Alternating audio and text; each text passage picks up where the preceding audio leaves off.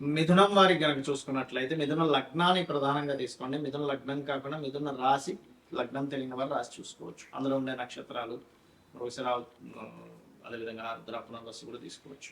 అయితే మీకు ఎటువంటి స్వప్నం వస్తే మీ యొక్క అదృష్టం పట్టినట్లు, కష్టాలు తిరుగుతున్నట్లు అనేటువంటి విషయాలు తెలుసుకుందాం.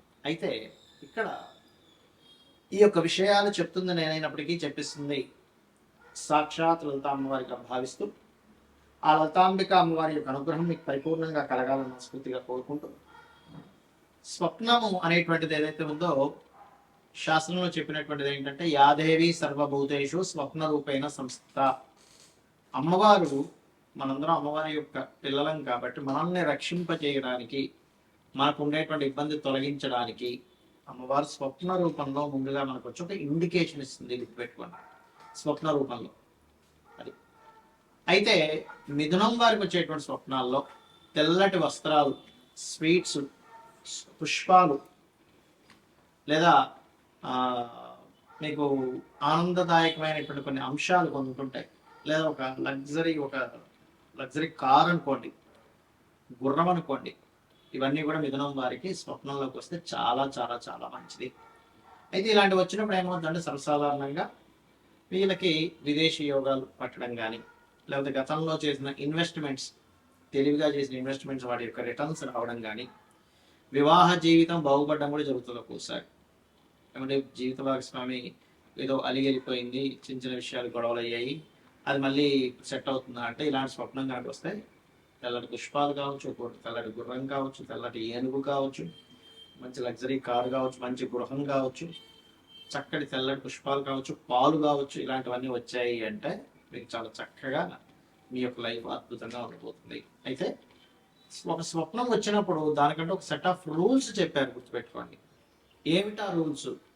శాస్త్రంలో చెప్పినటువంటివి ఏంటి? మనం చూడండి, ఎవరైనా ఒక సైంటిస్టులని చక్కగా చదువుకున్న వాళ్ళని అడిగితే ఏం చెప్తారంటే, మీరు చూసినటువంటి పొద్దున ఏదైతే చూస్తారో, ఏదైతే మీరు మాట్లాడతారో అదే మన మైండ్ తీసుకొని స్వప్న రూపంలో అందిస్తుంది అంటారు. ఈ యొక్క విషయాన్ని మన మన యొక్క ఋషులు కానివ్వండి, స్వప్న శాస్త్రాలు రాసినటువంటి వారు కానివ్వండి, ఏం చెప్పారంటే ఈ యొక్క విషయాన్ని వాళ్ళు చెప్పారు చాలా స్పష్టంగా. మీరు ఏదైనా చూసినా, మాట్లాడినా, లేకపోతే దాని గురించి అనుభవించినా, దాని గురించి అనుమానపడ్డా, ఆ యొక్క పరిసరాల్లోనే పొద్దునంతా తిరిగారు. ఉదాహరణ గోశాలను తిరిగారు, గోవు వచ్చింది, అప్పుడు మీరు తీసుకోవడం లేదు. లేకపోతే ఏ జూ పార్కు వెళ్ళి సర్పాలను చూశారు, సర్పం వచ్చింది, సంబంధం లేదు. అగ్నిని చూశారు, సంబంధం లేదు. అంటే ఏమిటి? మీరు ఉదయం అంతా కూడా చూసి దాని గురించి మాట్లాడుకుని, దాని గురించి అనుమానించి, దాని గురించి భయపడి, రకరకాల సందర్భాల్లో మీరు పొద్దున్నంతా దాని అనుభవాలు కనుక మీరు తీసుకున్నట్లయితే అది మైండ్లోకి వెళ్ళి అది మీకు స్వప్న రూపంలో వచ్చినటువంటి దాన్ని స్వప్న శాస్త్రం అంగీకరించదు. అది జనరల్గా మీ యొక్క మైండ్ తీసుకున్నంతే. అలాగే స్వప్న శాస్త్రంలో చాలా స్పష్టంగా మీరు అర్థం చేసుకోవాల్సింది ఏంటంటే, మీ స్వప్నం ఎలా వచ్చింది, అందులో మీరు భయాందోళనకు గురయ్యారా, లేకపోతే మీరు ఆ స్వప్నం వచ్చినప్పుడు ఒక రిలీఫ్ అయినట్టుగా ఫీల్ అయ్యారా? అంటే పైనుంచి కింద పడిపోతున్నారు, ఇట్స్ బ్యాడ్, కొండ మీద నుంచి, లేదా కొండ ఎక్కుతున్నారు, చాలా మంచిది. చాలా మందికి సర్పం స్వప్నంలోకి వస్తే అమ్మ అంటారు, కానీ సర్పం కాటేసినట్టు వస్తే మంచిదే, కానీ సర్పం చుట్టినట్టుగా రాకూడదు. ఈ రకంగా కండిషన్ అంటే ఒక పూర్తిగా ఒక పెద్ద ఊరు మొత్తం తగలబోతుంటే వచ్చింది అనుకోండి, మీకు అది మంచిది కాదు. అలా కాకుండా ఒకటి కాగడా ఇచ్చారు, మీ చేతికి చాలా మంచిది. ఆ రకంగా స్వప్నం యొక్క స్థితి ఏమిటో తెలుసుకోవాలి. అలాగే స్వప్నం ఏ సమయంలో వస్తే ఎంతకాలం మీకు ఫలితం ఉంటుంది, అది మంచిదైనా చెడైనా చెప్పారు శాస్త్రంలో. రాత్రి 9కో 10కో నిద్రపోయారు మీరు ఉదాహరణకి. ఇవాళ రేపు అంత ఎర్లీగా నిద్రపోయే వాళ్ళు లేరు అనుకోండి, 11, 12 అవుతున్నాయి. బట్ 9, 10 గంటలకి ఎవరైనా నిద్రపోతే 12 లోపల మీకు కనుక స్వప్నం వస్తే ఆ స్వప్నం చాలా లేట్గా ఉంటుంది మరి దాని యొక్క రిజల్ట్ రావడం. అంటే 1 year అవుతుంది, almost 1 year, 6 months to 1 year పడుతుంది. అలా కాకుండా మీరు అర్ధరాత్రి 12 నుంచి 3 గంటల లోపల వచ్చింది అనుకోండి, ఈజీగా ఒక 3 నుంచి 6 నెలలు పడుతుంది. అలా కాకుండా 3 నుంచి 5 గంటల మధ్యలో వచ్చింది ఉదాహరణకి, అది ఒక నెల రోజుల్లో వచ్చేస్తుంది మీకు ఆ రిజల్ట్ అనేటువంటిది. అలా కాకుండా 5 నుంచి 6 లోపల, తెల్లారి లోపల కనుక వస్తే మీకు అది ఒక 15 days 10 days లోపల అవ్వచ్చు. నిద్ర లేస్తూనే వచ్చింది, నెక్స్ట్ డే కూడా కావచ్చు, 1 weekలో కూడా కావచ్చు. నిద్ర లేస్తున్న స్వప్నంతో నిద్ర లేస్తున్న గొప్ప తుల్లి పడుతున్నాం, ఒక మంచి కలసి నిద్ర లేపేసామంటారు. ఇది శాస్త్రంలో చెప్పినటువంటి విధి విధానం. అయితే మనకి ఎప్పుడైనా చెడు స్వప్నం వచ్చింది ఏం చేయాలో చెప్పారు శాస్త్రంలో. చక్కగా నిద్ర లేచి మళ్ళా ఒకసారి కాలు కూర్చొని తెచ్చుకొని భగవంతుని తలుచుకొని నిద్రపోతే ఒక మంచి స్వప్నం వస్తే ఈ స్వప్నం క్యాన్సిల్ అయిపోతుంది, చెడు స్వప్నం.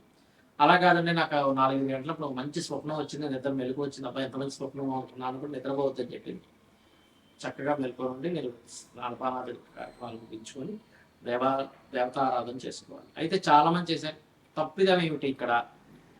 స్వప్నం రాగానే ఇంట్లో వాళ్ళు చెప్పేస్తారు, అలా చెప్పకూడదని చెప్పింది శాస్త్రం. ఉదయం నిద్ర లేచి చక్కగా మీరు మీ యొక్క పూజా విధానాలు మీ పనులన్నీ చేసుకొని ఆలయానికి వెళ్ళి వచ్చి స్వామివారి దర్శనం చేసుకుని, అమ్మవారు కావచ్చు స్వామివారిని కావచ్చు, దర్శనాది కార్యక్రమాలు అయిపోయిన తర్వాత ఇంటికి వచ్చి మధ్యాహ్నం భోజనం తర్వాత చెప్పాలి. సరే చెడు స్వప్నం వచ్చింది, చక్కగా మీరు గజేంద్ర మోక్షం కనుక విన్నట్లయితే ఆ యొక్క చెడు స్వప్నం యొక్క తొలగిపోతుంది. అయితే ఇక్కడ ఒక్కొక్కసారి స్వప్నాలు రావడానికి 12వ స్థానంలో ఏదైనా పాపగ్రహం ఉంది, మీది ఏ లగ్నమైనా పర్లేదు, అప్పుడు కూడా వస్తాయి. లేదా పంచమంలో పాపగ్రహాలు ఉన్నాయి, వస్తుంటాయి. అందులో పర్టికులర్గా శని కుజులు కానీ బుధ కుజులు ఇలాంటివి వచ్చినప్పుడు గొడవలైనట్టుగా వస్తాయి. రాహుకేతులు ఉన్నప్పుడు లేదా సర్పదోషం ఏర్పడినప్పుడు పంచమానికి కానీ 12కి కానీ ఆ మహాదశలు అంతర్దశలు నడిచేటప్పుడు కూడా సర్పాలు వస్తాయి. ఒక్కొక్కసారి మనకు నడుస్తున్న మహాదశల వల్ల కూడా ముందుగా ఇండికేషన్ జరుగుతూ ఉంటుంది. అలాంటి చక్కగా మీరు గజేంద్ర మోక్షం వినడం, లేకపోతే త్రిజట స్వప్న వృత్తాంతం లేదా రామాయణ మహాభారతాలు లాంటివి వినడం, రావి చెట్టు చుట్టూ ప్రదక్షిణం చేసుకోవడం, ముఖ్యంగా రాత్రి సమయంలో నిద్రపోయేటప్పుడు నమశివాయ అనేటువంటి నామాన్ని స్మరించుకుంటూ నిద్రపోతే చాలా మంచిదని చెప్తుంది శాస్త్రం. మరియు రాత్రి నుంచి పగలు నిద్ర లేచే వరకు కూడా మీరు నిద్రలో అలా అనుకుని నిద్రపోయారు, కానీ ఉదయం నిద్ర లేచే వరకు నమశివాయ మంత్రం చేసిన ఫలితం వస్తుంది అని చెప్పి శాస్త్రం చెప్తుంది. కావున ఈ యొక్క స్వప్న సంబంధించినటువంటి విషయాల్లో, స్వప్నాలకు సంబంధించినటువంటి విషయాల్లో ఎప్పుడైనా మీకు ఇబ్బందికరమైన స్వప్నం వస్తే భయపడకుండా నేను చెప్పినటువంటి గజేంద్ర మోక్ష ఘట్టాన్ని ఒకసారి తలుచుకున్నా పర్లేదు మీ మొత్తం, ఎందుకంటే 1 అవర్లో ఉంటుంది, మీరు యూట్యూబ్లో కొడితే. అలా కాదంటే మేము తలుచుకోవాలనుకుంటే చక్కగా నిద్ర లేచి ధ్యానంలో కూర్చొని ఒక గజ సమూహం త్రికూట పర్వతం అనేటువంటి పర్వతం ఈ ప్లేన్లో త్రికూట పర్వతంలో జరిగింది, వెళ్తా ఉంది. కొన్ని వేల లక్షల కొన్ని భార్యలతో నీళ్ళలోకి వెళ్ళారు, జలక్రియ దాహం వేసిందని. నీళ్లు త్రాగడం మాత్రమే కాకుండా అక్కడికి వెళ్ళి కాసేపు జలకాలాడి అక్కడ కొంచెం గందరగోళాన్ని సృష్టించారు. లోపల ఉన్నటువంటి ముసలి కదిలి వచ్చి ఆ గజరాజు యొక్క కాలిని పట్టుకుంది.